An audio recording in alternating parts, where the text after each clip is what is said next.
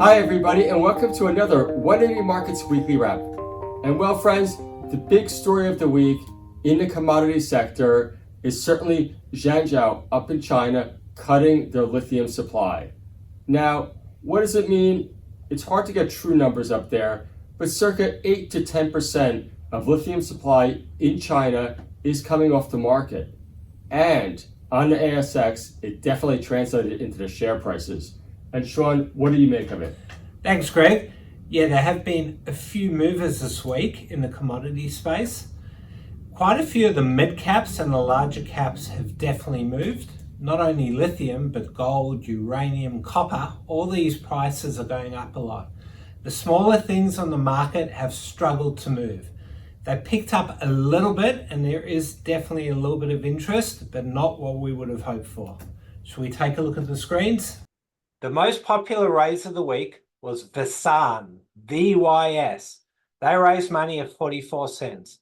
They've just returned to trade, literally about a minute or two ago, and they've been a great performer over the last year.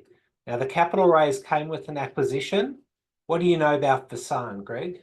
Yeah, it's very interesting, Sean. They're buying a water industrial business, and it's a real company with real revenue and real profits. And I think that one of the reasons that Thean is being treated well is because these companies right now that have recurring revenues, that are buying recurring revenues, the market is rewarding them. Great. That sounds a bit boring to me, but I like more of the ones like this, and I'm going to bring up Orking, AKN. Now, really disappointing here, Greg. Tell me. We got shares at 1.5 cents probably 2 or 3 months ago. They're going to another raise at half the price, and we don't even get a call to be invited to bid. That really annoys me. They raise money now, a very small amount for a uranium acquisition, and they are doing an entitlement offer as well. So I guess we can take them, but I don't know if I'm going to take, Greg. I'm a bit hurt. Yes. NXT, not one that I follow closely, but I think you do, Greg. Yeah, they raised circa $800 million, which I believe is the largest capital raise of the week. And interesting, they did it specifically to grow their Asian data storage business, which is obviously a huge market, and the market certainly is reacting positively to it. NTU, the boys at Petra have raised quite a bit there. That was done this week at 1.9 cents. It is a 2-trancher. A pretty big discount, and they were going after $40 million.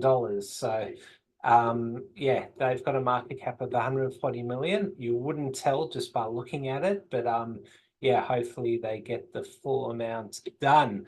PIA, how do you pronounce it, Greg? Penana. Penana, yeah, a well-known fund manager in Australia, outstanding performance, and they raised capital this week for investments, and certainly, again, well-received, a well-established fund manager. Probably not in Sean's wheelhouse per se, but definitely a big market for it. Let's go back to my wheelhouse. So 0.8%, 0.9%. Now, can I bash another company? Absolutely. Because these companies just really annoy me. Elmer Medals, they raised money, don't know, 4 or 5 months ago. And I do remember mentioning on the wrap that they fell short of their target, but they wouldn't include us last time.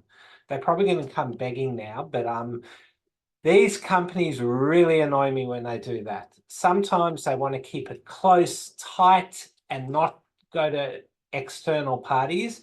They fall short of their targets, and their share prices don't go up, they go down. And yeah, some of these guys just think they know what they're doing, but yeah, good on them. Greg, you wanted to mention a raise from last week, STM, Sunstone. Yeah, Sunstone Metals. What was really interesting about this capital raise, it's a Ecuadorian gold explorer with big upside potential. They raised money, and also attaching options were only up 50% from the strike, 50% from the capital raise price, as opposed to normally 100%. And surely enough, it's invited a lot of selling of the headstock, but there are a lot of options, and it gives a lot of leverage in case they do hit something big. All right, let's look at some movers this week. There were a few. Now, Antimony is still hot. We have mentioned it a few times. A rumor, one that I follow pretty closely, and I actually We made a proposal to fund them about a month ago. Would have been nice. They pretty much doubled from where they were to here, but they were a lot higher. They hit over 4.5 cents, I think. If we take a look at the chart, 4.6 intraday on Tuesday.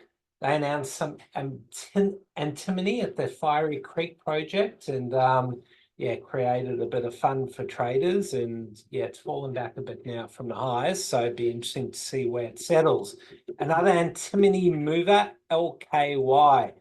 Greg, do you follow this one? I don't follow this company per se, but what's really lit up this market here is China cutting off supply.